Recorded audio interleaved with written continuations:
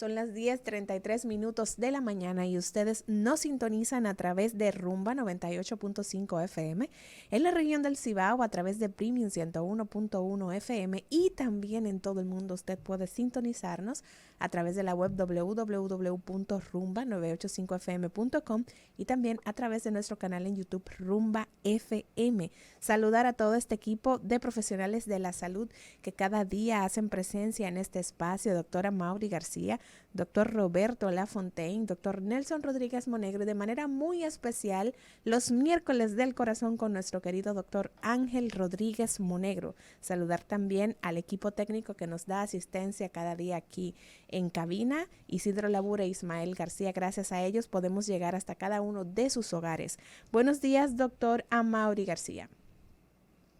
Muy buenos días, Lizania Salcedo, y sobre todo buenos días a todo el pueblo que día a día, de 10:30 a 12 del mediodía, nos dispensa el privilegio de su audiencia aquí en Cátedra Médica, porque la salud merece respeto. Y hoy es miércoles 18 de enero del año 2023, la capital de la República entaponada por doquier. Es increíble salimos con un margen muchas veces de 40 minutos para estar en nuestro espacio y ¿qué va?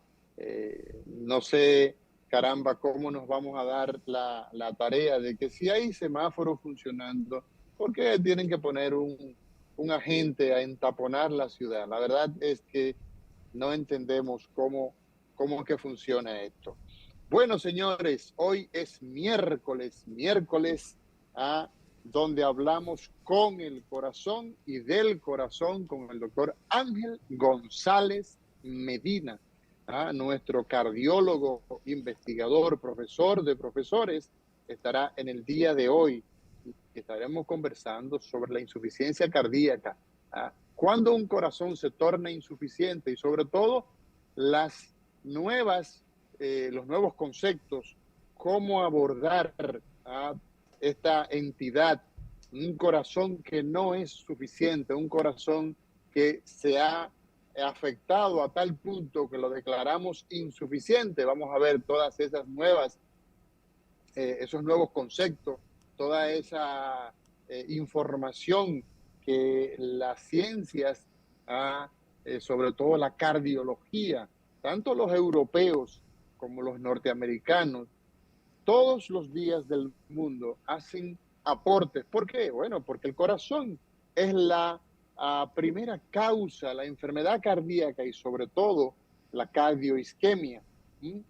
Los infartos agudos al miocardio son la principal causa de muerte en todo el planeta. Y hoy estaremos conversando de insuficiencia cardíaca de la mano del doctor Ángel González Medina. Sin embargo, cualquier pregunta, cualquier inquietud en relación, cualquier aporte a sus medicamentos, a cualquier asunto ligado a este profesional de la cardiología, usted tiene la licencia para preguntar, para llamar, para cuestionar. Así que saludar a todos nuestros compañeros de cabina: Isania Salcedo, Roberto Lafontaine, doctor Nelson Rodríguez Monegro, y sobre todo a ustedes que nos privilegian, como decíamos, cada día con su audiencia. Hoy sobre el escritorio tenemos las noticias, los comentarios de los temas de salud, y vemos el caso del deceso de una adolescente, de una jovencita de 18 años embarazada y ya prácticamente a término. ¿Producto de qué? De dengue y de leptospirosis. Adelante, doctor Roberto Lafontaine. Mira, el caso resulta interesante porque no solamente tenía dos problemas, dengue y leptospirosis, sino que siendo una adolescente estaba embarazada. Estaba embarazada con y sabemos el impacto que tiene el embarazo precisamente en adolescentes, que es un gran problema que tenemos nosotros aquí en República Dominicana, como país desarrollado.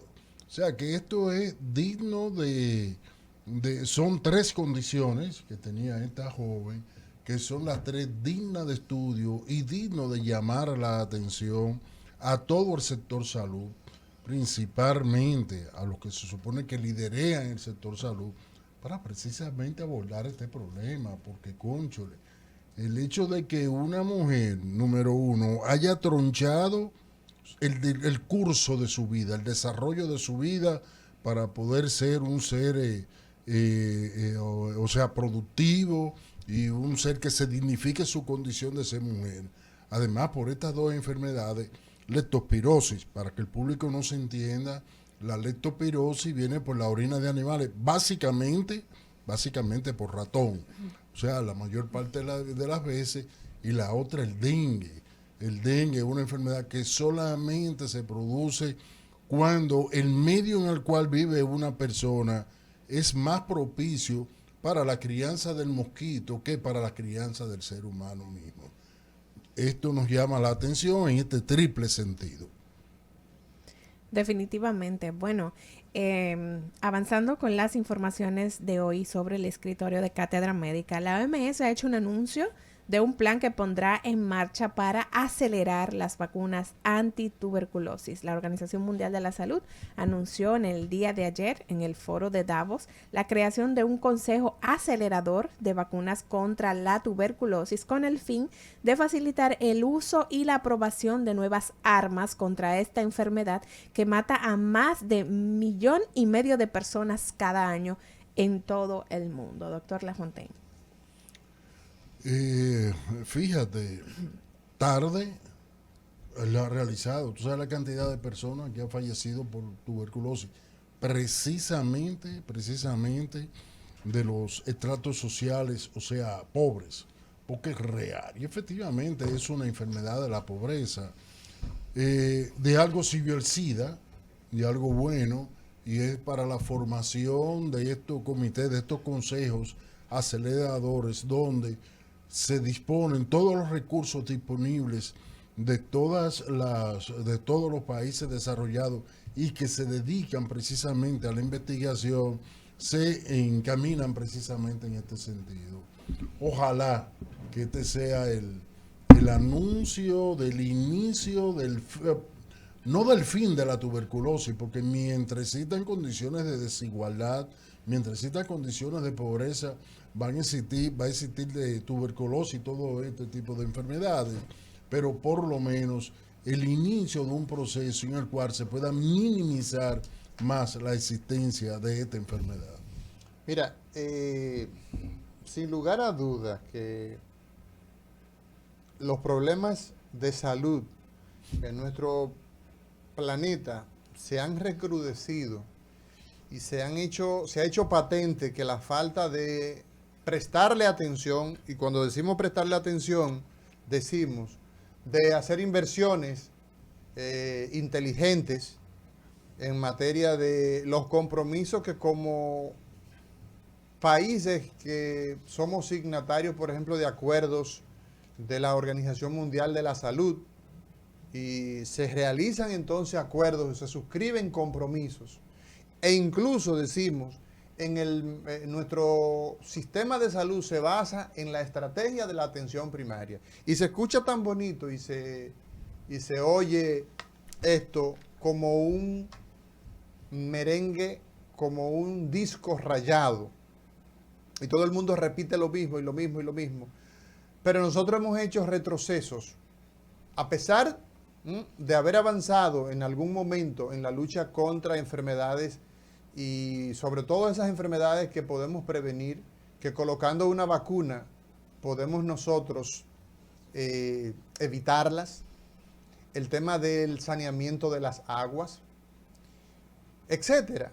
Hemos logrado avances en un momento determinado, pero en medio de la pandemia, en medio de la crisis, hemos visto cómo se han abandonado programas, y el caso, por ejemplo, de la tuberculosis, que recuerdo a una neumóloga muy querida, la doctora Alma Bobadilla, decía en un programa acá en Cátedra Médica, el problema de la tuberculosis es más serio que el problema del COVID. Lo señaló en varias ocasiones y es cierto. Usted sabe que la tuberculosis, una de las manifestaciones que puede provocar es que puede migrar a otros órganos. No se queda en los pulmones.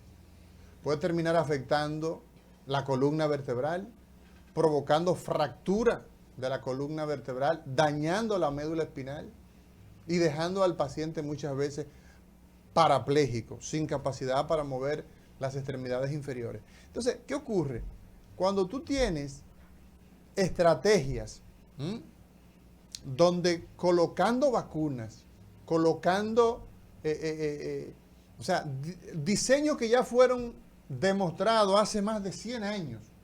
El tema de la tuberculosis, si fallamos nosotros en los cálculos, tiene 70, 80 años.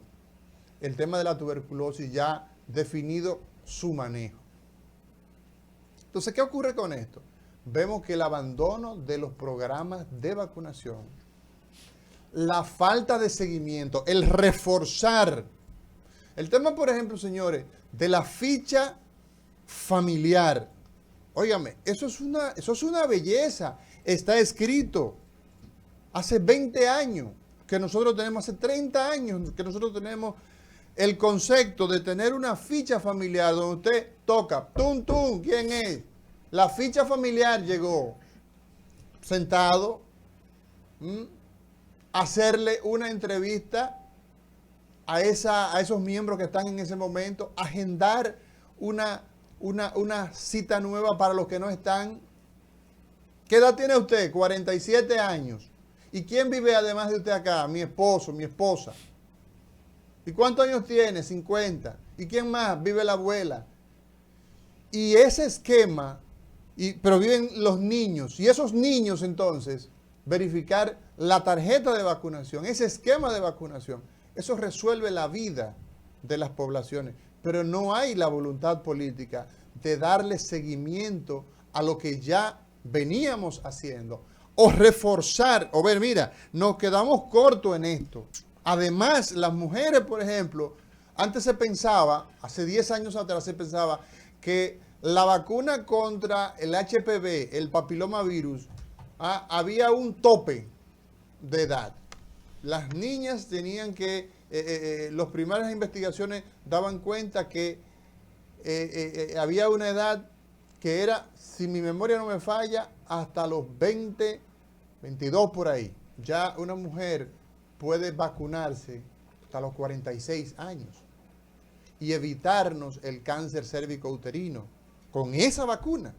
Entonces, definitivamente que nosotros vemos que las grandes falencias de nuestro sistema están basadas en que las estrategias que hemos definido, que se han diseñado, no se llevan a cabo, se dejan en el camino.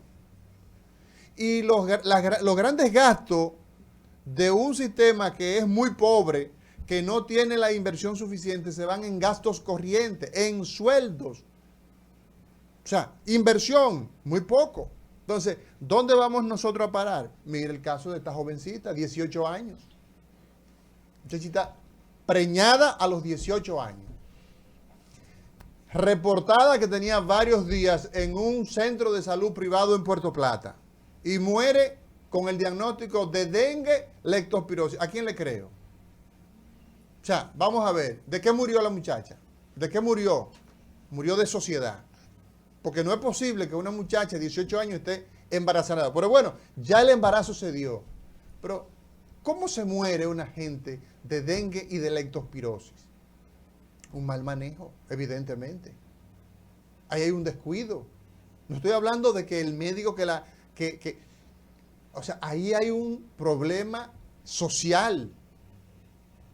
No estoy hablando del facultativo. Y quiero aclarar la situación para que no digan, no, eso es para no echarse una vaina con sus colegas. No, a lo que me refiero es que cuando una embarazada, ya, la nota dice que tenía 30 y cuántas semanas. Estamos hablando ya prácticamente muchachos que le faltaba menos de un mes. sí, 37 semanas. 37 semanas. 12 O sea, semanas. no le faltaba nada. No. O sea, paría, mira, hasta tosiendo paría esa muchacha. Claro, tenía 18 años. No era una multípara, o sea, no había parido, entendemos nosotros. Porque aquí se dan situaciones de que una persona de 19, 20 años ya ha parido varios. Pero vamos a suponer, ¿qué es lo que dice la guía de la embarazada en esa etapa? Que esa persona tiene que tener un seguimiento a pie juntilla, toda la semana tiene que ir a su chequeo. Y ese seguimiento de esa embarazada con una condición de salud, evidentemente que ahí tenía que tener un obstetra, un ginecólogo. Entonces, ¿qué nos pasa a nosotros en la República Dominicana? Nos ocurre que nosotros todos los días estamos inventando la fórmula del agua tibia. ¿Basado en qué? En improvisaciones. Y eso le puede ocurrir a cualquiera. A cualquiera le puede pasar. Usted no tiene nada de especial para que no le ocurra, amigo que nos escuche. Entonces, las autoridades de salud no solamente son de salud pública. Y cuando decimos salud pública, de las instituciones hospitalarias públicas.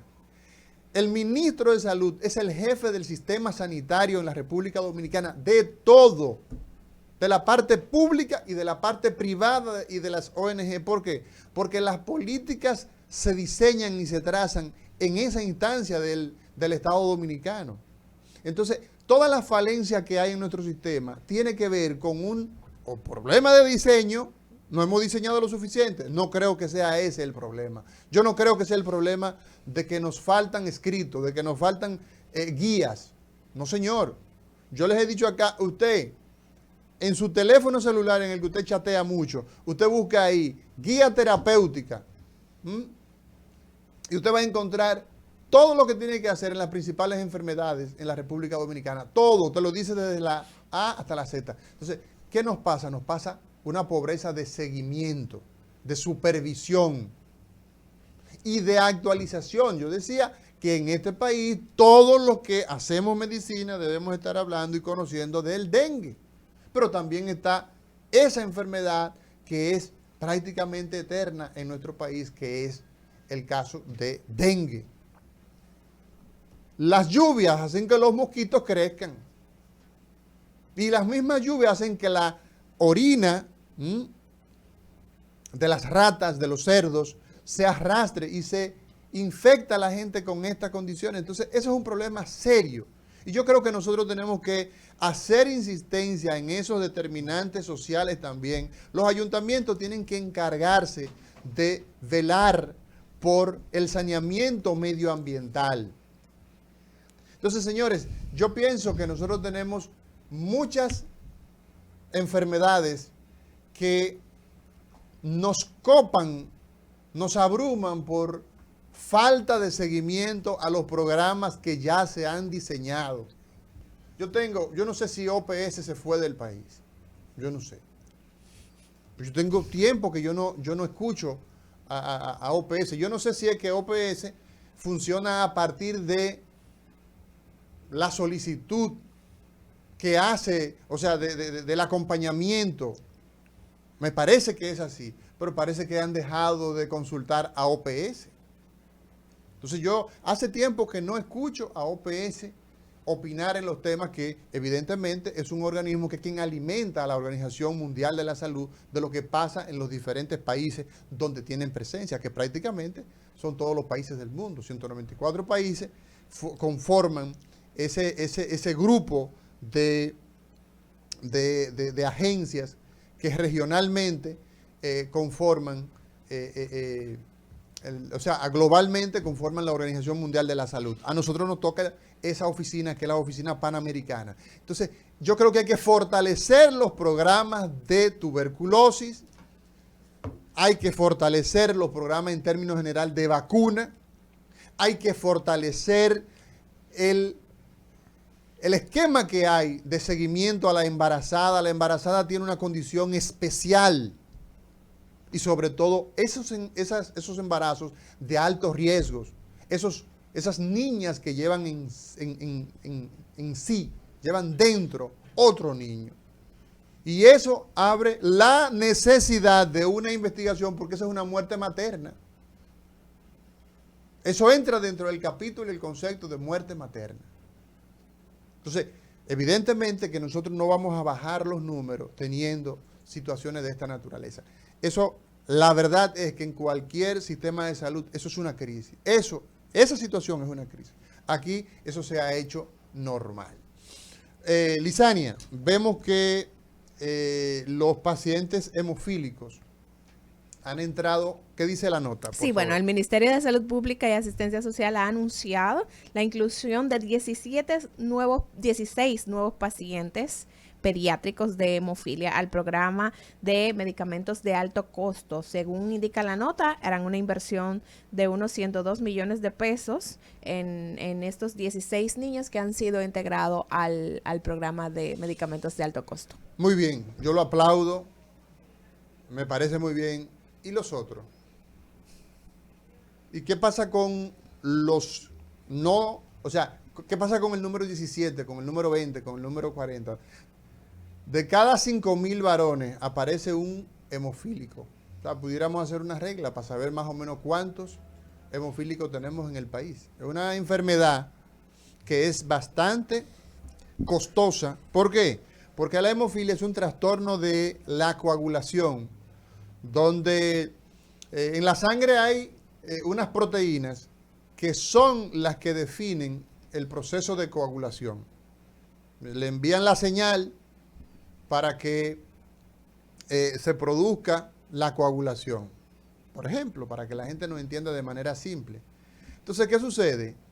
Cuando esos factores que tienen que ver con, que son procoagulantes, que son a favor de la coagulación, están en déficit, como el caso del factor 8, el factor 9, van a producir esta enfermedad. Entonces, ¿qué pasa con eso? Que nosotros nos alegramos de que hayan incluido a esos 16 niños con ese problema, pero nos preocupa que el sistema de la seguridad social sigue siendo inequívoco. O sea, no es equitativo, es inequitativo. Aquí hay inequidad. ¿Por qué? Porque solamente los que fueron incluidos en ese programa van a tener la posibilidad de tratarse. Entonces, ¿qué nos pasa? Que los demás se fuñeron con J. Entonces, aquí la seguridad social debe ser, aquí hay que hacer un costeo total de lo que nos representa la cobertura de riesgos de salud, de la condición humana. Los seres humanos en todas partes del mundo, ya eso está estudiado, la cantidad de infartos que ocurren por año en cualquier población del mundo, sea en países de mediano ingreso, sea un país de alto ingreso, y eso está estudiado. Entonces usted tiene que saber cuánto usted va a gastar cada año en colocación de stent, en colocación de marcapasos, en cirugías cardíacas, en medicamentos para la hipertensión, para la insuficiencia cardíaca. Eso está estudiado. Aquí no. Aquí nosotros no sabemos un carajo de eso. Y todos los días estamos improvisando. En el programa que nosotros hacemos, el programa humanitario que iniciamos en Moca, la parte de los factores de riesgo, pesar a la gente y saber el índice de masa corporal, cuán gordo está, cuán obeso está, cuán en sobrepeso está, saber cuánto es sus niveles de glicemia y su presión arterial, pues eso fue un boom, eso fue una cosa del otro mundo.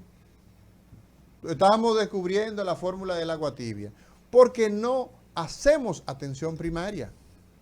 Y las mismas autoridades, sí, que qué bueno que están haciendo eso,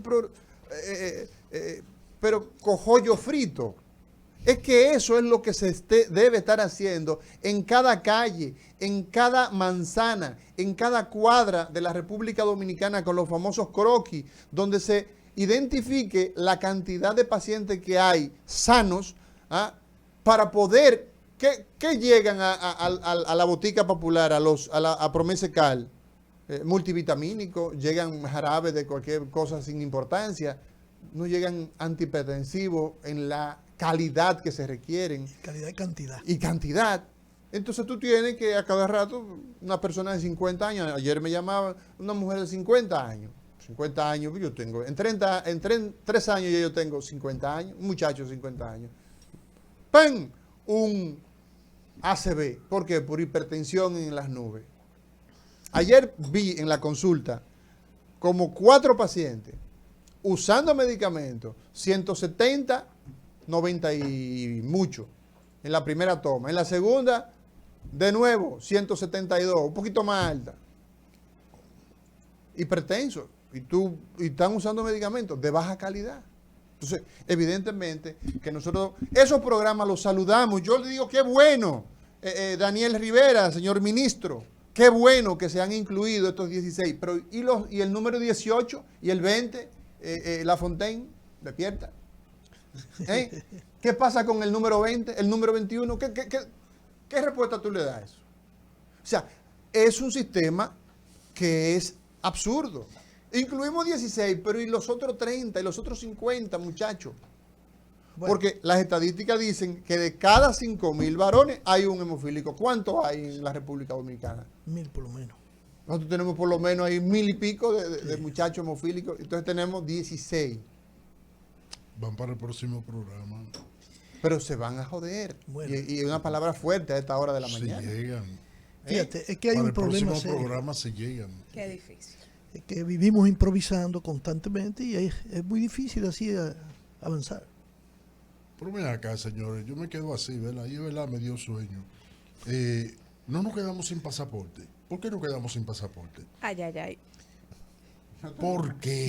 Y eso Por una genera, falta de planificación. y eso Entonces, genera recursos. ¿eh? Y genera recursos. Y eso genera Y mucho, recursos y eso, mucho, hay un VIP. eso produce todo un trastorno, Bueno. una cosa. Entonces, algo tan importante como la salud, pero ¿qué? ¿Qué trastorno le produce esto al país? Yo lo veo, le produce un trastorno al individuo, a la persona, se broma, anuncia Pero un no hay programa, consecuencia. no hay No hay consecuencia. A ese, No hay al director consecuencia, del eso pasaporte no lo votan. no lo votado. votan, no, nada. Ahora, Entonces, no, que lo que al pasa de es... salud le va a pasar menos. No, porque lo que pasa es que los chinos, que los barcos, señor, aquí estamos actuando de manera improvisada. Y eso es muy penoso, porque no son críticas destempladas, no es con ánimo de fuñir la paciencia. Es que es muy penoso ver que acciones que son tan fáciles, que la cantidad de técnicos que ya se han formado, que el país lo ha formado, porque no son, mira, no son ni de Balaguer, que ya se murió, ni de Juan Bosch, ni de Trujillo, ni de Lili, ni de nadie, ni de Abinader, ni de Leonel, ni de Danilo, ni de Hipólito, para que no se quede nadie, ni de Jorge Blanco, son de la nación dominicana. Los profesionales que se forman para el servicio público son, incluso hay una ley, la ley de carrera, son técnicos que por el valor que tienen, yo decía el otro día que comprar una resonancia, comprar un aparato, eso lo que cuesta son disparates. No, 200 millones de dólares, eso es disparate, están hechos, tú fabricas los cuartos y tú producir un técnico, tú producir una gente que sabe trabajar en un área determinada de la sociedad, eso cuesta 20, 30 años. Producir un cardiólogo, intervencionista, un investigador, cuesta 40 años, 35, 40 años. Véndeme 35 años. Y tú sabes la cantidad de médicos aquí que estamos haciendo, óyeme, como haciendo, arando en el desierto. Estoy aquí. Nosotros somos 6 neurocirujanos endovasculares y los pacientes se mueren en los hospitales y no hay un sistema de coordinación, de moverlo donde haya capacidad de resolución. Logré, porque no puedo decir, de tanto que fuñí, entrar la enfermedad vascular cerebral en la seguridad social. Ya no es un problema de financiamiento. Óyeme, y los pacientes se mueren en los hospitales sin la atención, porque no hay recursos ahí, pero le cubre en los lugares donde... Entonces estamos creando una ruta terapéutica, pero aquí las cosas son muy difíciles, de tal manera que yo pienso que si nosotros no organizamos... Señores, resuelvan un solo problema en materia de salud, un solo aspecto. porque de lo contrario nosotros vamos a estar todos los días contando los muertos, contando las desgracias, pero no tendremos avance sostenible.